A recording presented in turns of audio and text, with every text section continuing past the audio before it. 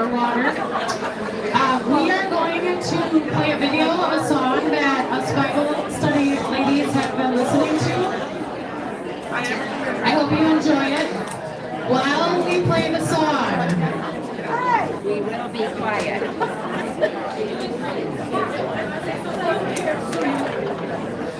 Alright, while we play the song, we are going to pass around some baskets for a free will offering. If you have something to give, that'd be great. This just helps to make this event stay a no-cost event for all of you. So I hope you enjoy the song.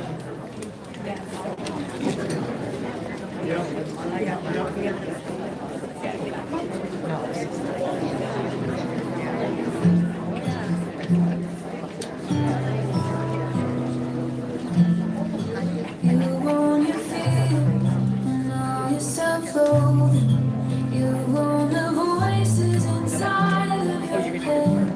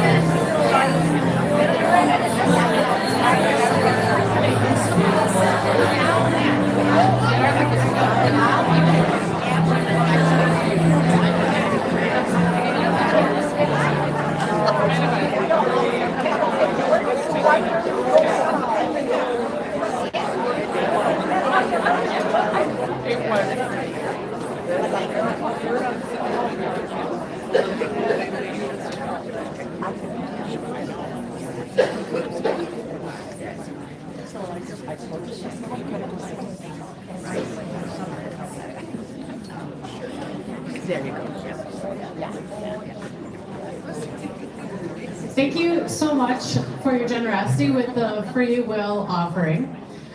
Now we are pleased to have George Kendall as our next speaker. George is a junior at Xavier High School. He has a deep faith in God and has learned so much, especially this past year, how to know when Jesus is calling us and wants us to turn to Him, even through deep grief, sorrow, and loss. He's happy to be with you today to share a part of his story and advice. Please welcome George.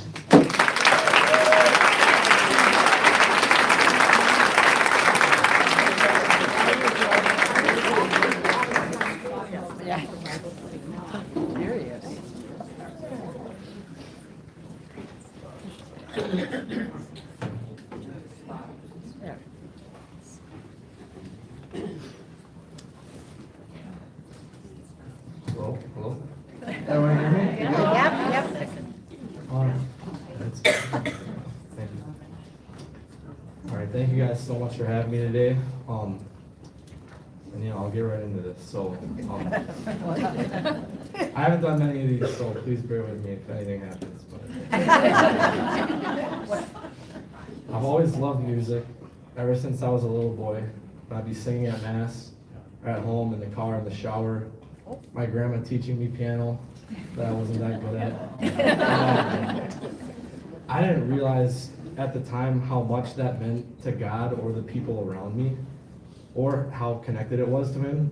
But I was soon to find out. A little background about me: like I said, I'm George Preston Kendall the fifth. Fourth is back there. I'm currently a junior at Xavier High School. Just some things about me: I'm a captain on the football team. I'm a member of choir, a member in Hawk Swing, which is a private little singing group at Xavier. And I love lifting, being outside, hanging out with my friends, and of course, music. The past year of my life has been nothing like I had ever imagined, and it's given me so many ups and downs.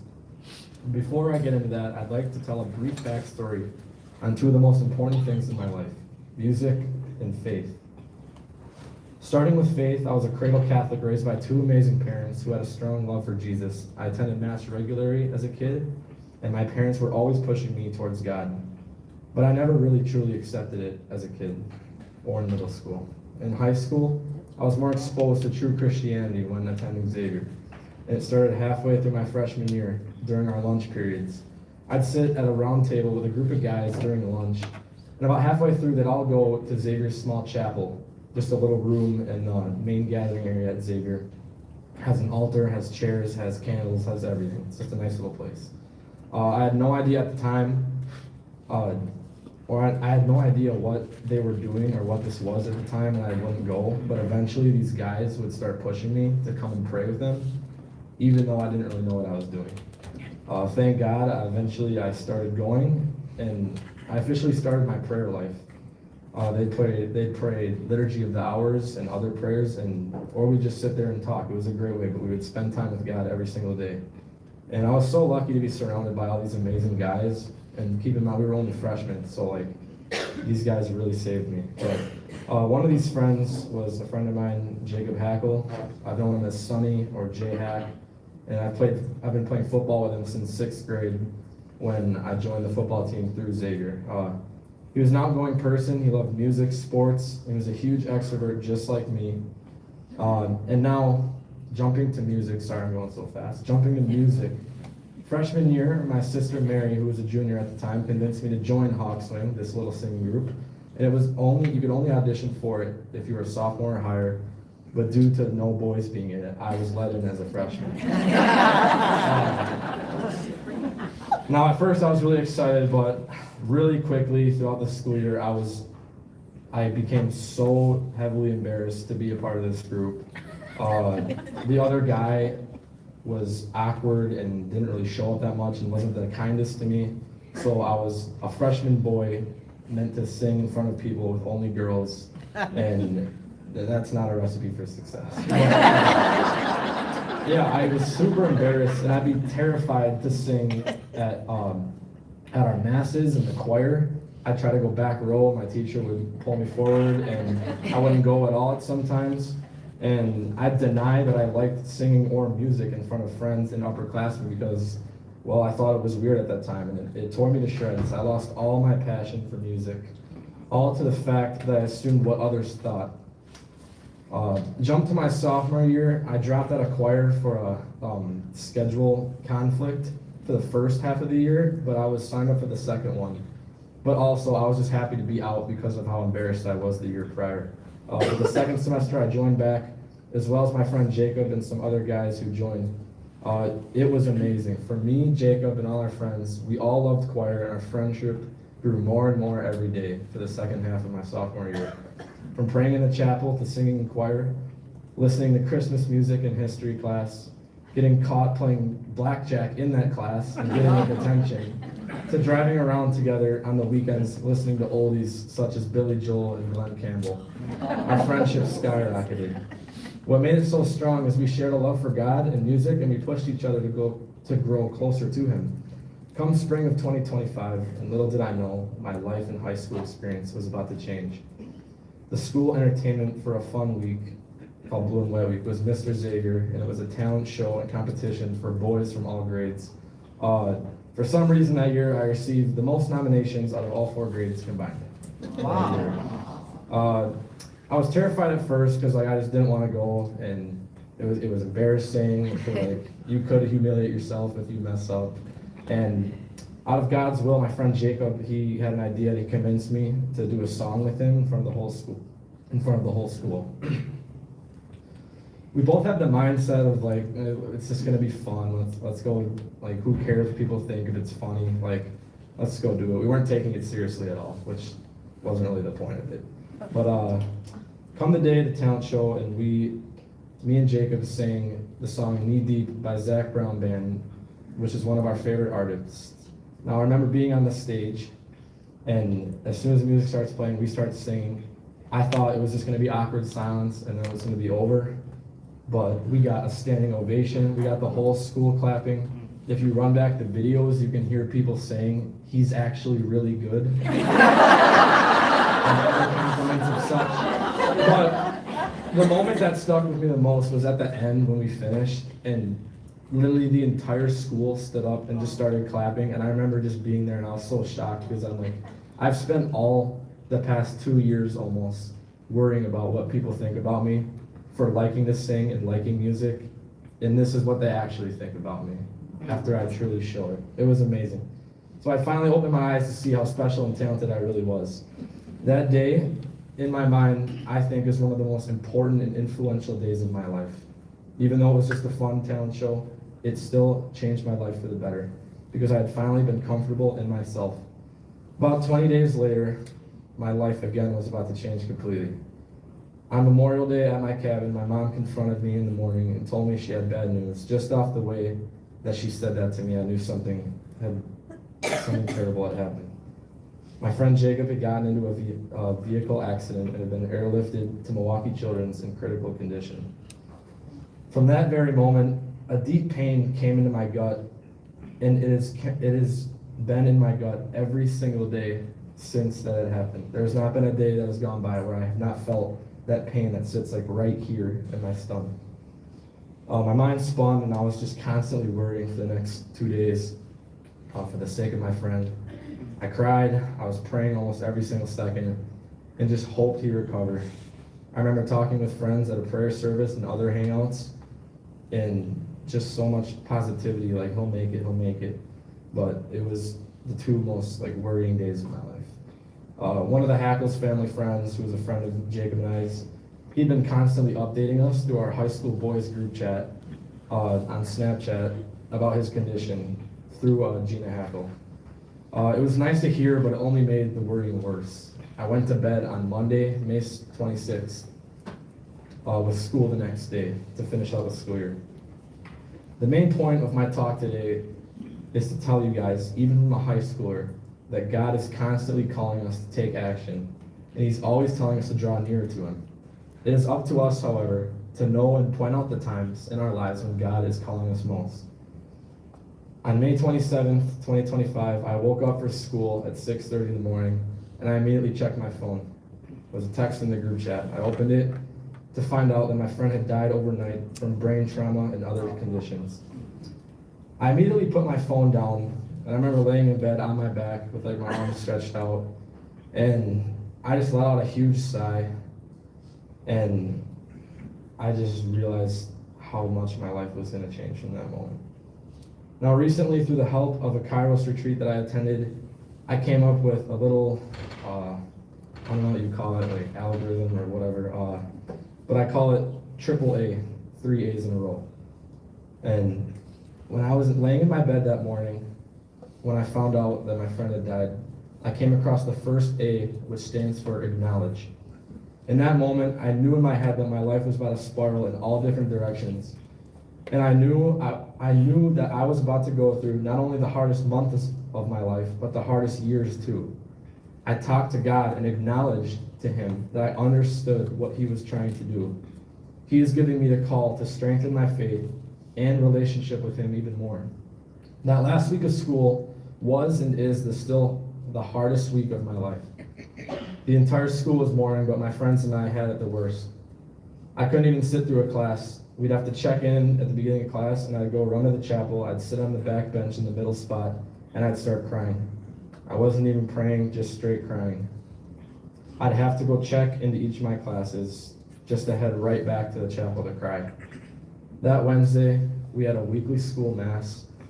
I had no chance of singing in the choir due to my current state. So I sat throughout the mass without shedding a tear until it finished, where I'd become overwhelmed with emotions. I ran back to school, into the chapel, and broke down sobbing.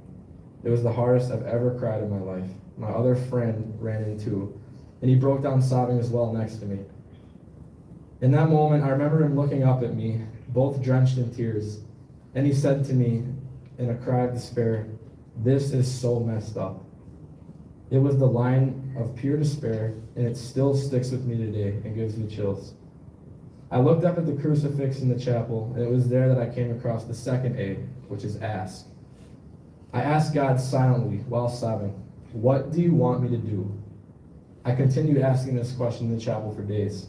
Whether you think he does or not, God hears all of our prayers, all of our questions, and requests. Where true faith comes in, however, is when you have to trust on when he might answer them. He might answer them now, later, possibly never. It's up to us to trust in his will. Thy will be done, as the Our Father says, which is one of the most important lines in that prayer, I think. Not in any miraculous way or extravagant way, God answered my question a couple days later, or weeks, as weeks went on. Through me realizing how I can deal with this depression, anxiety, grief, and legacy that I had to carry on. I remember Jacob and I always talking about learning guitar, especially through our performance, because we airplayed one on the stage. People would ask me if it was real, but I sadly had to say no. I ended up deciding to pick up guitar, and I continued to teach myself completely from scratch with no videos and very slight help throughout the summer how to play. Guitar and music in general is how I managed to make it through these 3 painful months, and it still is helping me to this day. Through all of this learning, playing, and singing, I finally found the last A, which is action. God calls us to take action. After acknowledging his call and asking him what he wants of us, it's important that we accept this call because it completes the entire AAA process. If we don't accept this crucial step, we're missing out on positively impacting others' lives, not just our own. Action from God always is for the benefit of others before yourself. In my case, I play guitar and I sing to make others feel good, and myself, but also to carry on a legacy. Moving on to dealing with immense grief. I'm sure you guys all know this regarding the age difference, but I'll tell you the sad truth. The sadness of losing someone will never go away, ever. I always feel that pain in my gut, and yes, it may lessen on some days that are better than others, but it will always remain there, every single day. No matter my mood, my agenda, my plans, my setting, or my mental health state, I will always experience reminders of my friend's death, and it'll set back my mood. The main ways I get reminders of him are through my friends, social media, pictures, mentions, the color green, which is associated with his foundation, football, choir, hawk swing, and music. I'll give some examples of song lyrics that I get reminders of.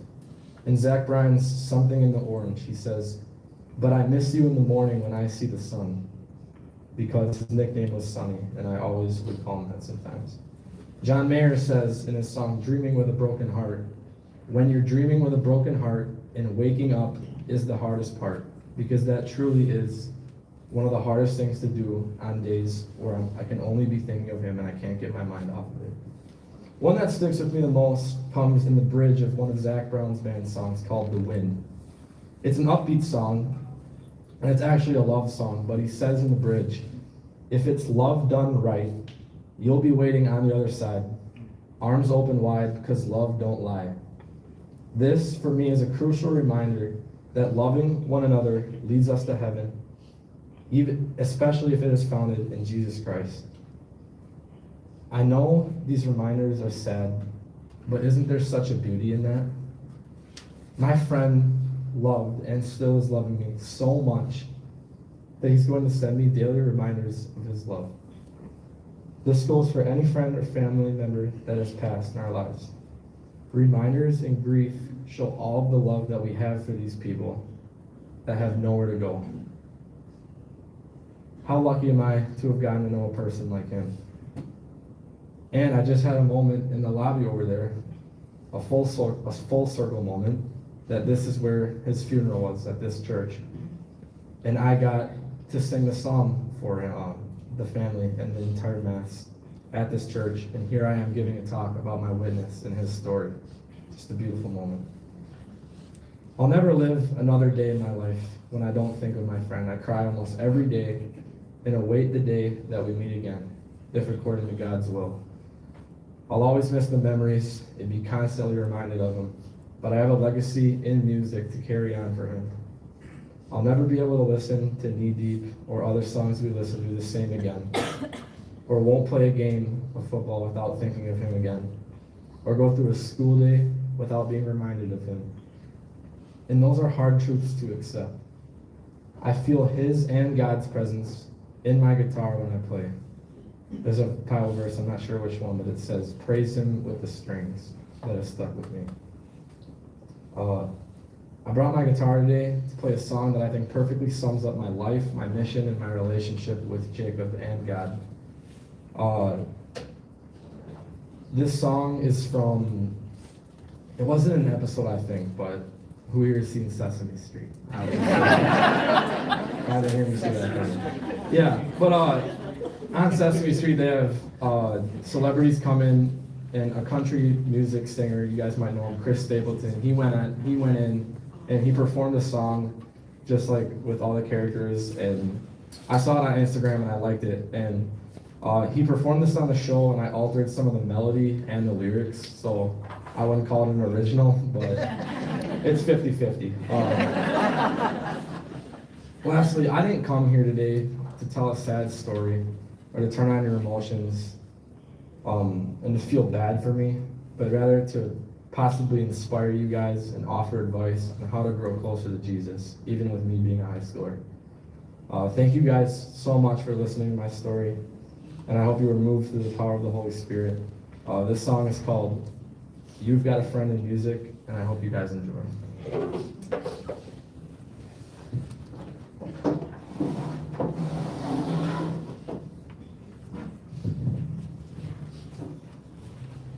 Gotta test one more time.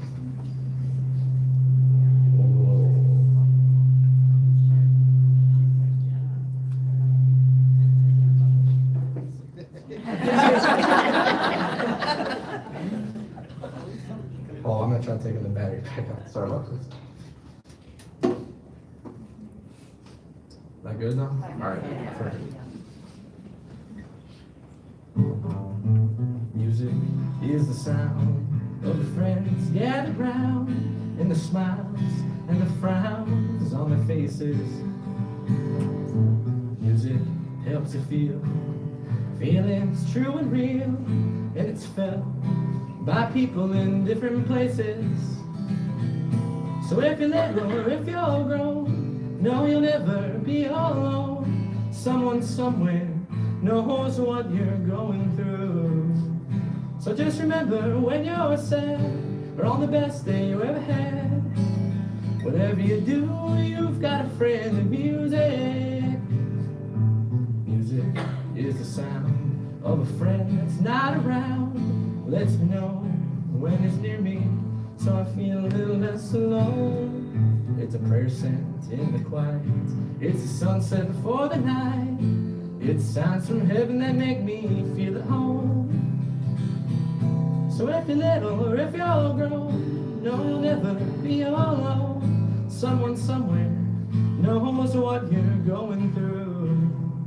So just remember when you're sad, or on the best day you ever had, whatever you do, you've got a friend in music. Gray skies are blue, you've got a friend in music. I'm singing to you, you've got a friend in music.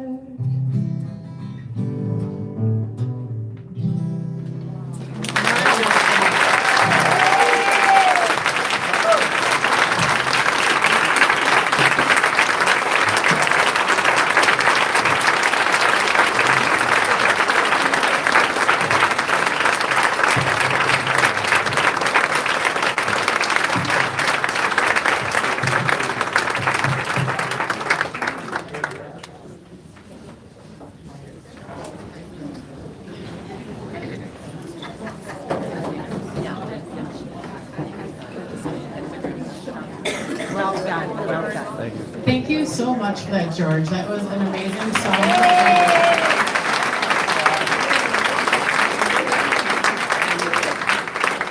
So great to hear your tribute. Next, we are going to hear from Joy DesJardins. Joy has been a lifelong member at St. John's, and for the last 19 years has been leading and participating in our Tuesday morning Bible study. So we're going to give her a minute to get ready, and she'll be right out.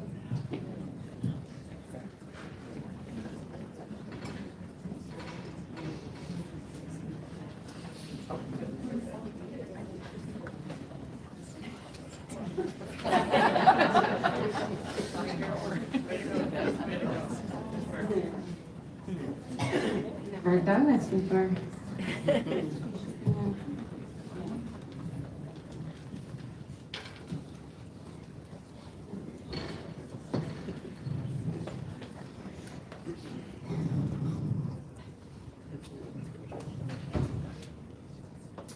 Good morning. Good morning.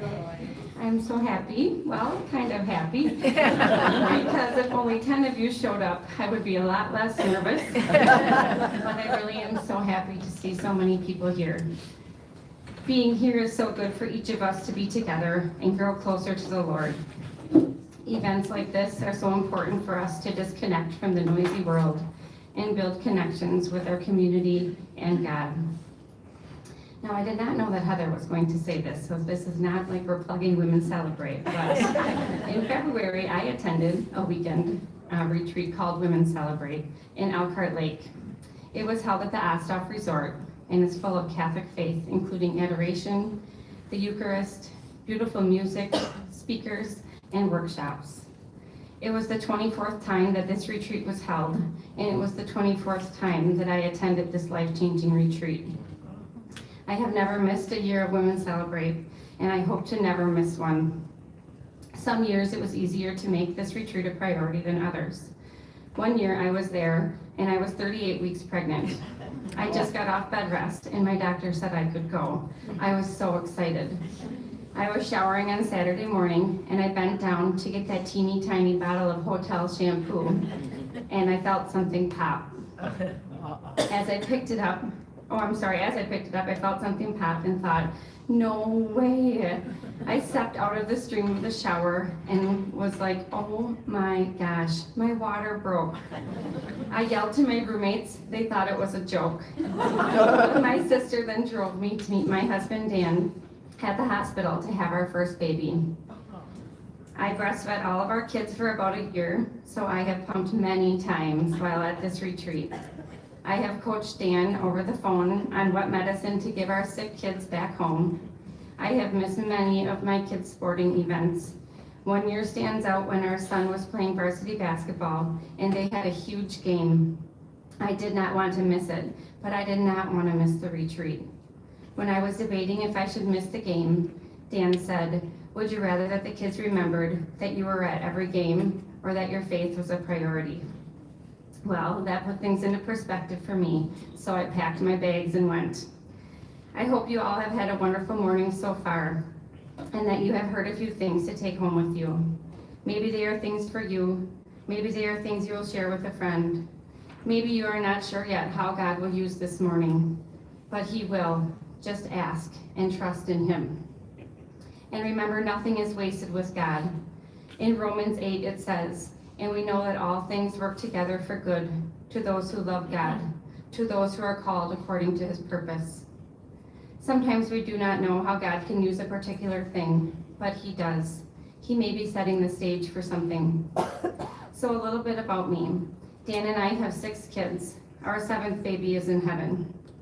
Our miscarriage was a very sad time for our family, but it opened up wonderful conversations with our kids about heaven. We believe that we will meet our baby, who we named Jessica after my mom, in heaven someday. We are often asked questions when people hear of our big family.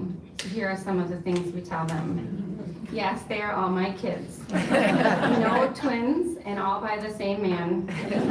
My husband of 24 years. He says this may be the reason he is bald now. Our younger kids think he was born bald. They've asked him things like, Dad, did you ever have hair? Yes, we use natural family planning, and yes, it does work. Yes, we are busy, but we do limit our kids' activities in sports. I am the main driver of our 12-passenger van. We have a 4-bedroom home. Yes, they share bedrooms. Our youngest is 8, and our eldest is 20. They are all about 2 years apart, and that might sound quite planned, but it was only in God's plan. I was 27 when we had our first baby, and 40 when we had our 70th. When we had our 7th pregnancy. I work outside the home part-time, but my career is my marriage, my family, and our home. My coworkers would tease me when I would tell them that I was having another baby, asking if I'd be coming back after my maternity leave, or if I would stay home with all those kids. My response, yes, with all these kids, I'll be working till I'm 80. I am grateful to love my job, and we are most often asked, how do you do it? With a lot of help from our friends and family, a lot of carpooling, and prayer, prayer, and more prayer. Each of us have stuff in our lives, but we sit here this morning as a group wanting to grow closer to God, right? They say we are either growing or dying. Yikes, I hope I'm not dying yet, but like a tree, it is either alive or dead. There is not a middle ground. By being here today, we are alive, and we are growing closer to Him. When we leave here to go home, we are back to normal life. Maybe it's back to a crazy house or a lonely house. Maybe a few of us will stall before we pick up our kids from the childcare that was provided here this morning. Maybe we'll have one more dessert or cup of coffee before we go back to mom mode. Maybe we dread standing up because our aches and pains will be back. Maybe we will go home to a broken marriage or a sassy dog or a terrible job. Now what? How do I take this with me? What will I do next? Well, I'm sorry to tell you, I do not know all the answers. But I do know that it is so important for me to come here to things like this event, to attend weekly Bible study, to attend our kids' school weekly masses, to listen to faith-based podcasts, to help here at my parish with the engaged couples who come to marriage prep retreat, because these are things that keep me learning and close to God. Just like any friendship, if I do not put any effort into my relationship with God, it wouldn't be a very good relationship. It is our job to share and evangelize. It says it in the Bible. It is our duty and honor to share what we heard this morning. It makes Jesus known and loved. We do not need to be theologians to evangelize. We have to change our minds and our thinking so that we are overwhelmed with Jesus' love for us and share that. Sometimes the way we evangelize is not by the words we speak. It's just by living. We try to live differently than others. Let them see our peace and joy, and maybe they'll wonder, what do they have? Then, when they ask us, we can gently share about Jesus. At our house, we talk about, with our kids, about being different. We call it DJ different. DJ is, as in our last name, DesJardins. So DJ different to us means we challenge ourselves to be different than others because we have Jesus in our hearts. We try to encourage our kids to be different by being generous, like holding the door for others, like parking in the back so others can have a spot near the door, like waiting for the last person to get out of our big van and then closing the door, like picking up trash that is not ours, like participating in class even though it might not be cool, like sitting by, talking to, or playing with someone else at school. Our kids may have let us know that they are different. One way is that Dan and I are following the wait till 8 cell phone rule and waiting until certain ages for social media also. So in our kids' words, they are the only ones to not have a phone until they graduate from 8th grade. We know it feels like that to them, and whether it is true or not, it is a rule in our house as of today. And I say as of today because we know that our parenting has changed from our first child to our last, and we're trying to be realistic. If our eldest was here today, he would have a story or two to share about how our parenting has changed already. So if it makes them different to not have a phone and to be one of the last to have social media, we are okay with that because we've done research and prayed about this. So we trust it is the right thing for our family, even though this means they may have missed a party or an event because of it. Now, don't be looking too closely at our family to do these things, because remember I said we talk about this and we try to do this. We know we have a long way to go. Maybe each of us here can leave this morning a little bit different. Can we set some goals for ourselves, make them attainable? Like for me, if I said, okay, I'm gonna go home, I'm gonna read the Bible for 2 hours every day, I'm gonna go to adoration 3 times a week, that would not be attainable for me at this point in my life. But if I set the goal of reading the Bible for 3 minutes a day, and then increase that time slowly, this would be something that I could do. Find people who share your faith. Talk to those people, not social media. They say we should have a friend who is behind us, a friend who is beside us, and a friend who is in front of us. A friend who is behind us or younger than us. They can learn from our faith and life experiences. We can evangelize to them. We can help them because we've been through some things that they are doing now. Maybe it's advice on college, a new puppy, relationships, or parenting. Have a friend beside us, one who is doing life in a similar way, so we can do it together, one who can relate to us.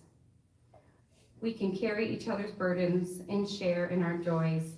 We can tell them our moments of failure, like when I forgot to pick up my kids, along with our carpool, so yes, 8 kids were stranded at school.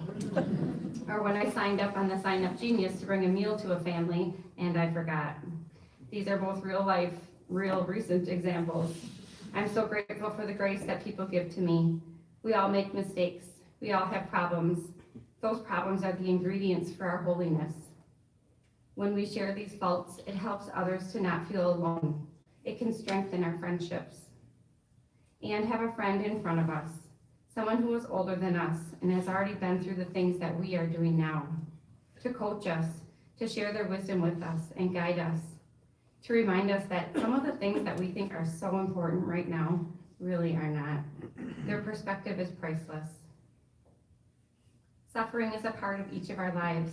Jesus does not want us to suffer alone, so we can ask him and St. Anthony, who is the patron saint of finding things, to help us find our people. Jesus evangelized to thousands, but invested deeply in a small group of people, his friends. In the book of John, Jesus says, "This is my commandment, love each other in the same way that I have loved you.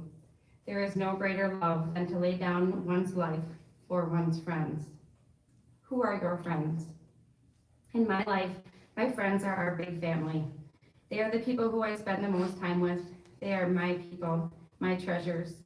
They are the ones I go to when I need help, the ones I cry with, the ones I laugh with, and the ones who help get me to heaven. My mom and my close friend is Jessie Hippis. If you know her, you might say we look alike, which is a compliment to me. The only time I might not have liked it is when my hair was shorter and the grandkids would call me grandma. She is such a source of strength and so very wise, and I thank God for our relationship. I remember when I was a young girl that when we woke up early, we would find our mom reading her Bible in the living room chair, and this still happens every morning.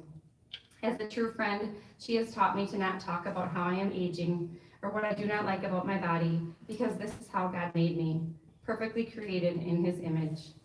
And I think, why would I want anyone to look any closer at the things I do not love about myself? Thanks, Mom. My dad, Steve, is also a friend of mine. If you know him, he is one of a kind. He says no to almost everything, but then he says yes. He has his own way of speaking, and he is inspiring to me because at 75 years old, he still gets down on his knees every night to say his prayers. My mother-in-law, Mary, is a dear friend and faith-filled friend of mine. She is dedicated to her daily rosary, a regular visitor of the National Shrine of Our Lady of Champion. Mary and my late father-in-law, Gary, have 9 children, 27 grandchildren, and 23 great-grandchildren. They've led a long line of love and faith in our family. My husband, Dan, is my favorite friend. Sorry to my other friends. I'm so grateful to have met him when I was 14 years old. He enjoys attending a men's group here at St. John called That Man Is You on Friday mornings before he goes to work. He is not a morning person, but this small group has helped him lead our family in many ways. Life is not easy or perfect for Dan and I, but we still laugh a lot and share our faith, and that is a blessing. I do joke that I do not really have a lot of friends, and I'm okay with that. I have my high school friends and my college friends that I see a few times a year, and we laugh until our stomachs hurt. Maybe some laugh until they have bladder leaks. But thanks to my bladder sling, I am not one of those leakers. I do have a few close, dear friends. They are the ones I share my ups and downs with. One of them I work out with, and we pray the rosary as we walk. Another one I have been friends with since grade school, and we catch up quickly when we order the same exact thing at the same exact restaurant every couple of months. 2 salmon salads and 2 margaritas. You might have a long list of friends or be in a similar situation like me, but the friend I talk to every day, right when I wake up, is Jesus. As I lie in bed, not wanting to get up, I make the sign of the cross and say, "Be with me, Lord. Lead me, Lord," several times as I delay getting out of my warm blankets. I talk to him as I drive, as I cook. When I lay down for a quick nap, I calm my crazy to-do list brain by repeating, "I rest in you, Lord. I rest in you, Lord." And then all of a sudden I wake up, the kids are home from school, the house that was picked up now looks like a bomb went off, and the second half of my day begins. Who are your people, your friends, those who get you closer to God? Are we making time for them, for personal relationships? They say 50% of us in this room are addicted to our phones. Did you know that on average we check our cell phones about 100 times a day? That's every 10 minutes and adds up to about 5 hours a day. The connection between cell phone use and depression, anxiety, and even lower cognitive functioning is real and scary. I read in a parenting book recently that an indicator of how much the young people around us are typically on their phones is as much as the adults around them. Uh-oh, are we setting a good example? It's not easy, but what changes could we make? Could we turn off our notifications so that those around us know that they are a priority?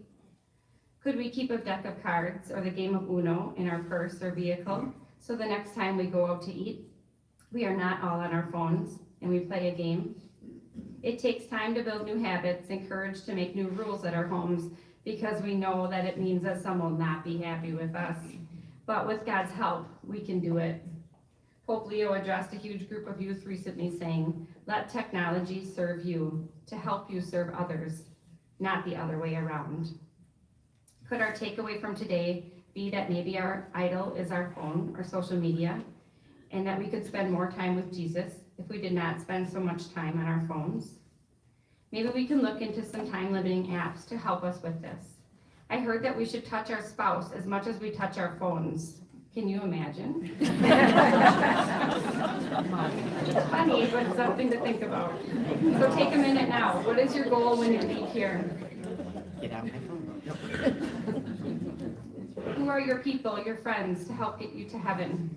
Who will you evangelize to?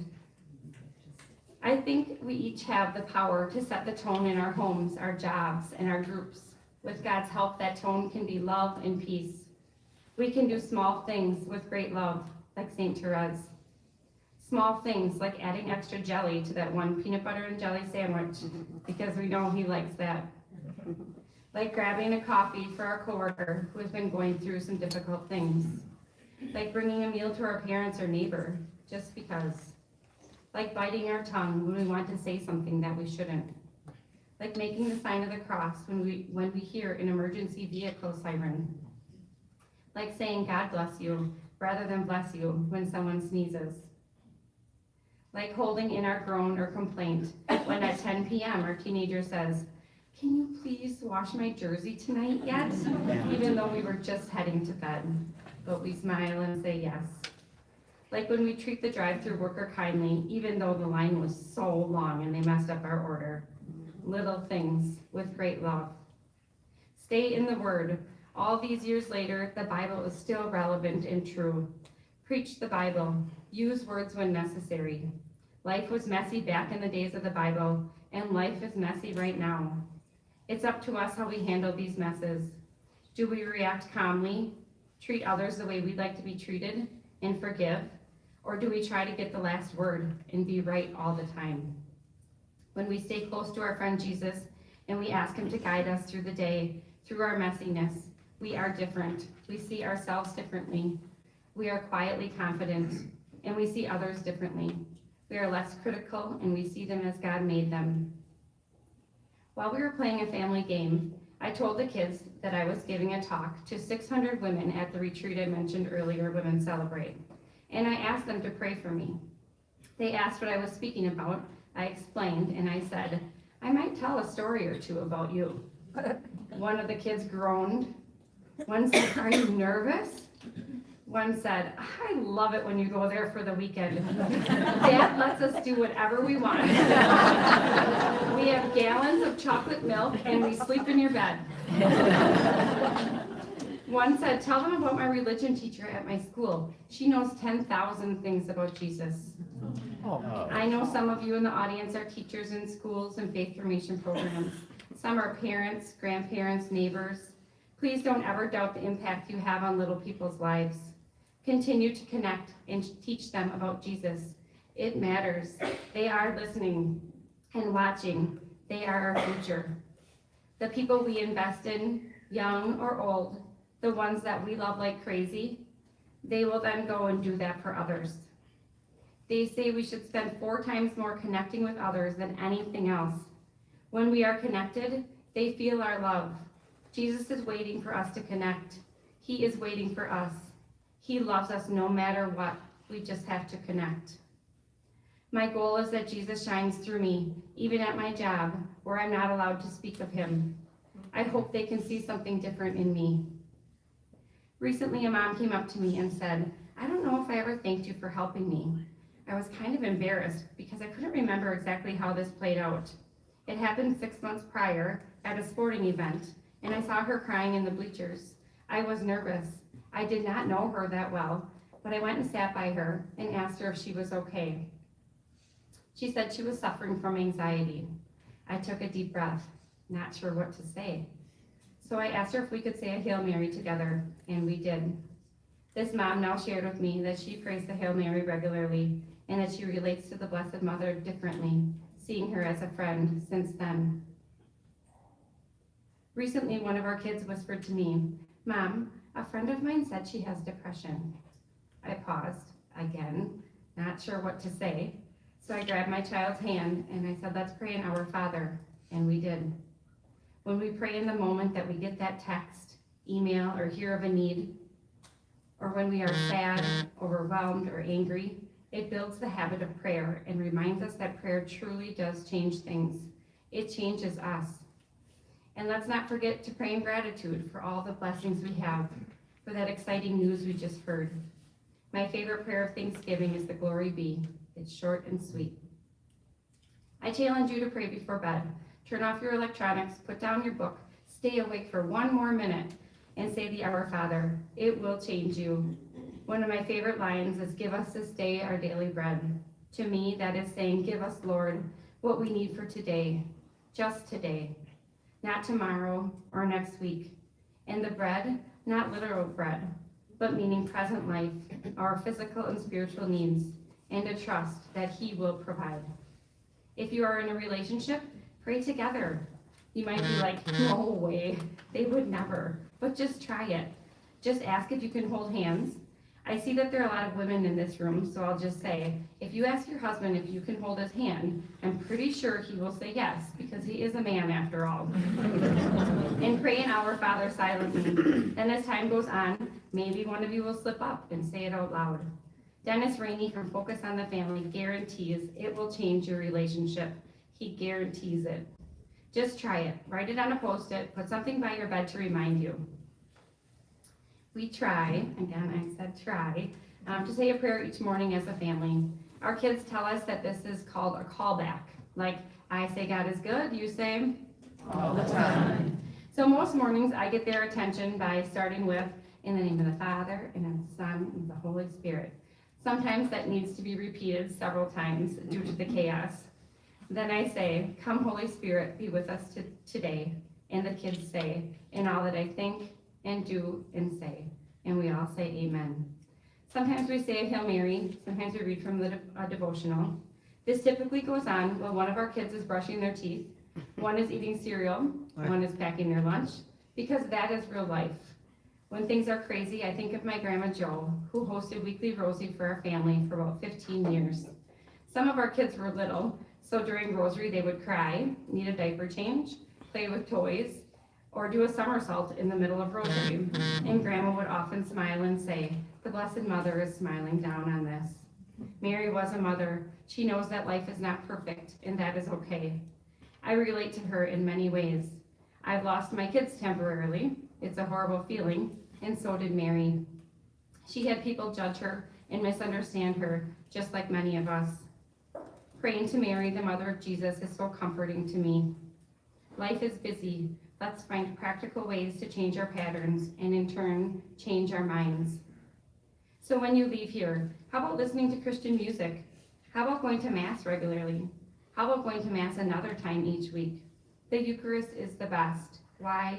Because Jesus is the best. And Jesus is the Eucharist. It's that simple. So let's not make excuses. Let's plan our Mass before we plan our weekend, rather than the other way around. We find Mass times easily in other cities with the use of our phones and apps. It doesn't matter where we are. When we travel or at a sports tournament, the kids go to Mass with us in their game uniforms if needed. Recently, Nicole Kidman made time to go to Catholic Mass on the day of the Oscars, the biggest award event for many actors in Hollywood, which happens to be held on a Sunday. So between all of her wardrobe, hair, makeup, rehearsals, Nicole shared publicly that she went to Mass. So cool. I thought her description of why we go to Mass was worth sharing.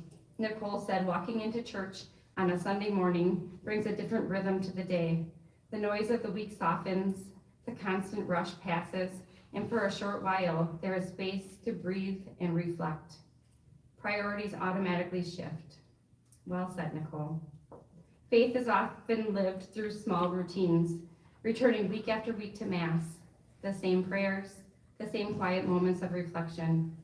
Maybe we can follow her lead, that no matter what is going on in our life, no matter who else is going to Mass with us, we make Mass a priority, because we know that the Eucharist changes us.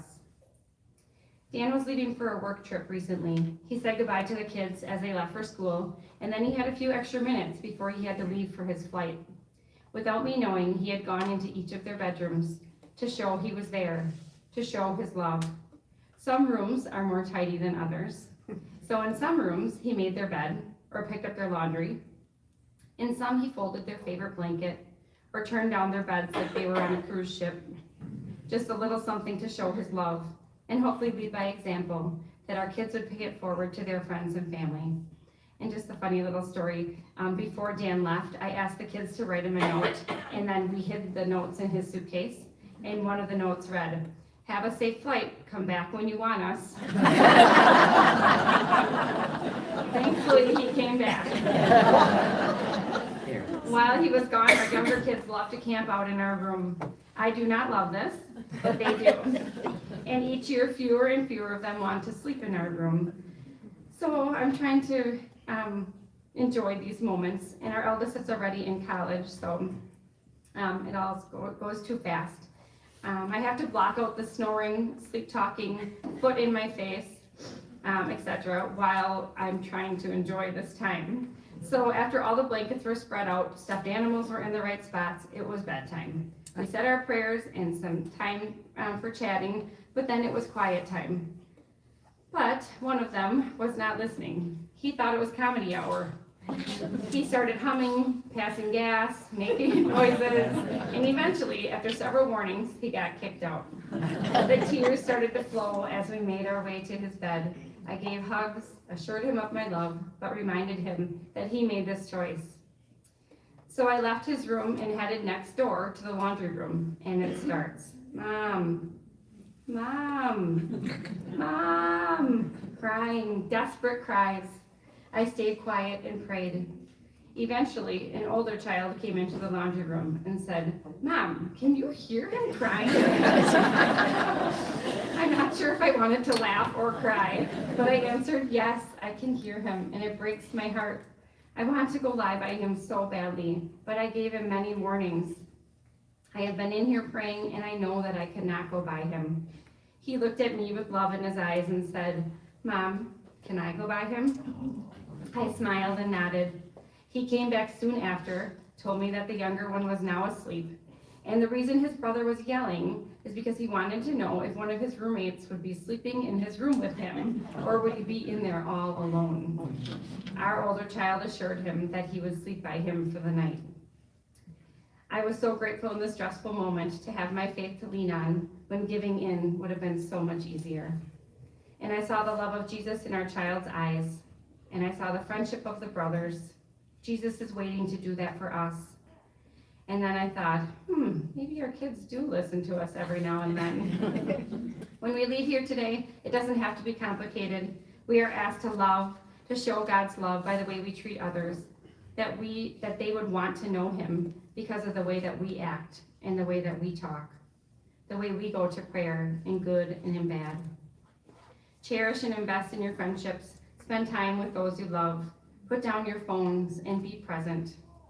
We just finished the season of Lent. Maybe you gave up something or added something to your prayer life. Could we challenge ourselves to continue that? One thing we've done at our house for years is called No TV Tuesday. So we try to have no electronics on Tuesdays in Lent.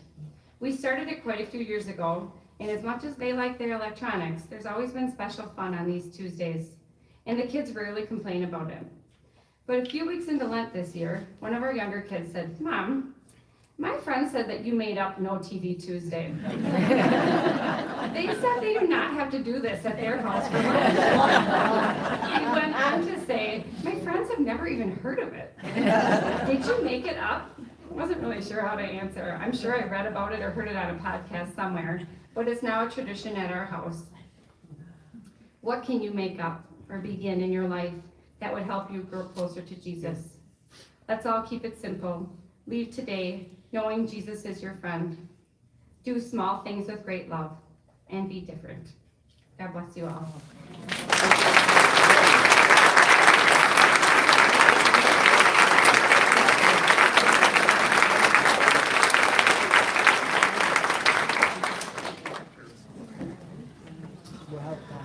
Well, thank you, Joy. I'd also like to thank all of our speakers today. They all did a fantastic job. I hope that you are all taking something away from today with you that maybe rings true for you. I would like to recognize the ladies from the Tuesday Morning Bible Study for all of their work in planning this wonderful event. On behalf of Tuesday Morning Bible Study, I would like to welcome anyone who may want to join us in the future. We meet Tuesday mornings from 9 to 10:30 in the lower level house.